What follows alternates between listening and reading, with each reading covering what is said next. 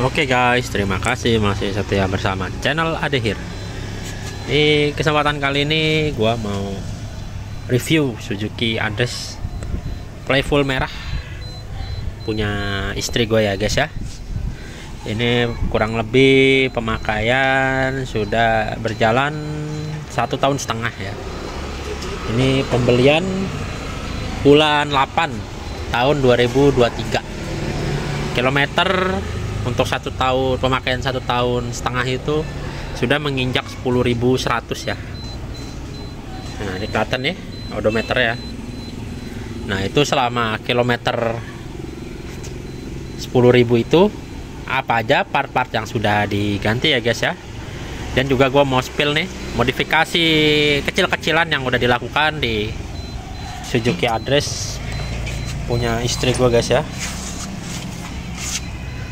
Oke, nah karena ini motor sebenarnya mau gue bikin OM look ya, atau tampilan lokal ya, jadi nggak gue pasang sen Eropa no, pokoknya tampilan ala-ala lokal lah ya.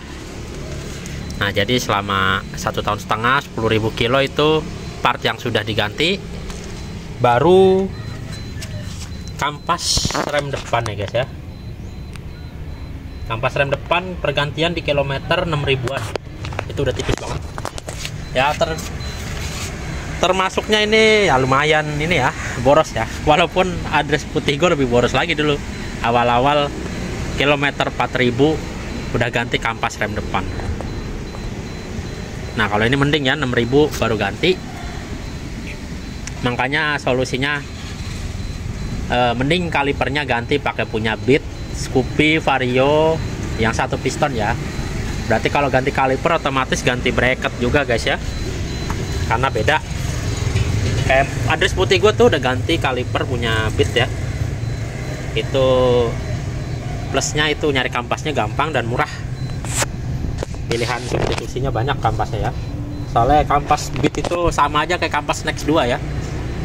Next 2 pun kalipernya Nissin, nggak kayak Address nih ya, tanpa merek kalipernya. Dan juga harga kampas remnya ini mahal banget ya, 110 ya, 110 120 sekarang harganya ya. Untuk kampas rem depan ini yang pemakaiannya bisa dibilang cepat habis ya. Tergantung ridingnya juga ya. Soalnya gue dengar-dengar ada yang nyampe 10.000, 20.000 kampas rem depannya masih awet. Ya mungkin dia makainya rem belakang mulu kali ya. Oke, nah untuk kilometer sekian yang sudah diganti itu kampas rem. Nah untuk modifikasi sih modifikasi kecil-kecilan ya, sederhana aja ya.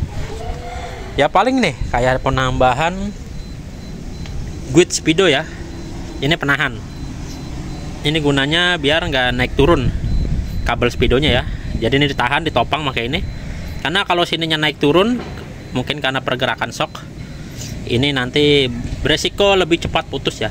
Ya walaupun putusnya itu bisa dibilang reng waktunya lama ya, bisa mungkin di umur 3 tahun atau 5 tahun, atau di kisaran 50.000 kilo. Tapi ya buat antisipasi pakai ini aja ya. Ini beli 35.000. Om Iksan juga jualan kok, di gue juga ada Beat Speedo. Kemudian untuk perlampuannya nih, lampu sen, lampu senjanya, kemudian lampu utama. Nih lampu utama juga makanya sederhana aja ya, ini cuma 9 watt, jadi kecil dayanya ya. Jadi semua perlampuannya maupun lampu speedo, lampu indikator yang kecil-kecil ini, dan juga lampu sen belakang, lampu belakang, dan lampu plat ini udah gue pasangin LED semua. Tujuannya efisiensi atau supaya irit aki. Dan juga jangan lupa ya, kalau ganti sen LED jangan lupa dipasang dioda di jalur indikator sen. Kalau nggak pasang dioda dia nggak, jadinya malah ngehajar ya. Dan juga flashernya jangan lupa ganti flasher LED LED. Oke, untuk modifikasi selanjutnya ini ada di bagian voltmeter 2 in 1. Oke, nah ini menunjukkan jam 10:06. Ini voltmeter ya, voltasenya 12,1. Ini posisi mesin off ya. Oke, kita matikan. Untuk instalasinya ini ada 3 kabel ya. Instalasinya itu positif aki ke negatif aki, dan satunya lagi ke positif keluaran kunci kontak.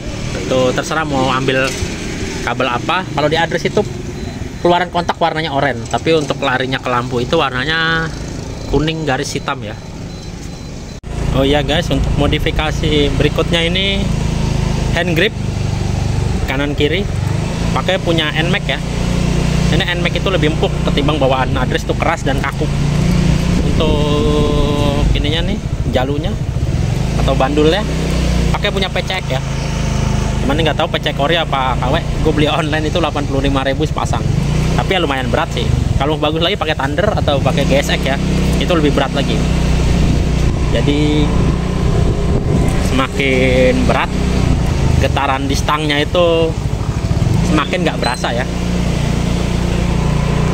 Oh ya, peninggi sok. Gue pakai peninggi sok yang 2 cm. Oke, kelihatan ya peninggi soknya nih. Pakai yang 2 cm model tabung ya. Lebih awet dia dan lebih safety. Dan juga gue pakai sarung soknya ya. Karena untuk pemakaian peninggi tabung, peninggi shock breaker belakang itu otomatis spare-nya dibalik ya.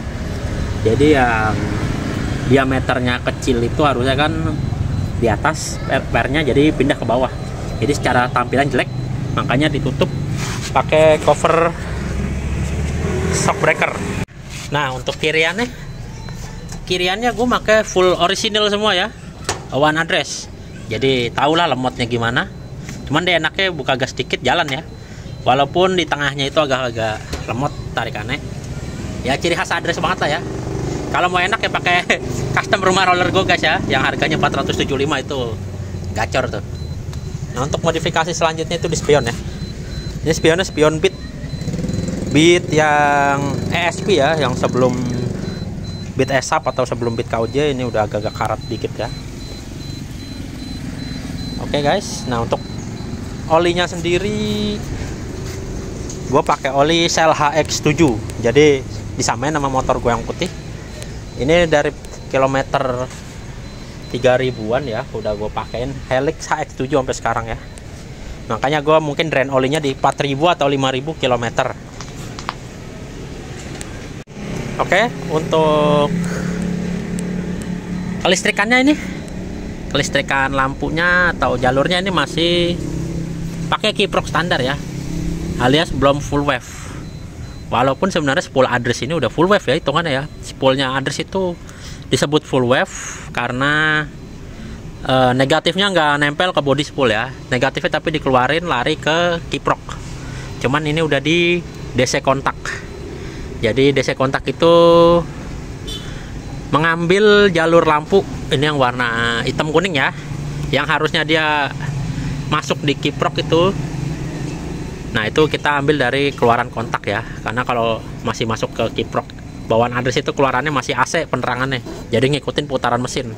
Otomatis di on, lampu nggak nyala, nggak kayak ini ya. Nah, ini di on langsung nyala lampunya.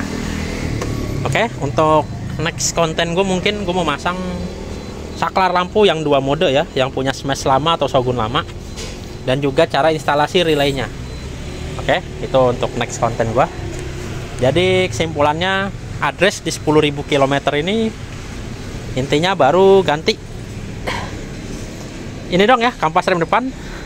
Nah, untuk permasalahan address baru atau next 2 baru, next crossover baru yang katanya loss kompresi, ini gue nggak ngalamin loss kompresi di motor address gue yang ini ya. Dari awal beli sampai sekarang nggak ngalamin mati mendadak. Padahal ini bensinnya sih sebenarnya lebih banyak pakai Pertalite. Walaupun sekarang lagi pakai Shell 92, kadang juga Pertamax, tapi konsumsinya paling banyak ya tetap ini pakainya Pertalite.